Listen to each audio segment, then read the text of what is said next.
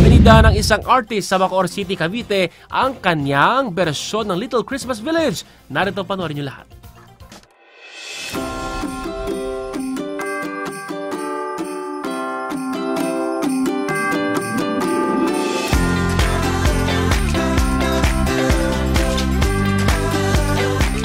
Yan po ang obra ni Lightmate Joy Ann Rimas. Winter Wonderland ang peg ng Little Christmas Village niya na mas pinabongga ng gumagalaw na miniature Ferris wheel at carousel. Yan ang favorite kong sakyan sa mga theme park. Ferris wheel at carousel. Para kahit paano, hindi naman nakakalaglag puso. Lalo nakakatakot din kasi yung mga Pero last time sumakay ako sa isang theme park dyan sa Laguna, yung space shuttle ako, parang naiwan ko yung kaluluwa.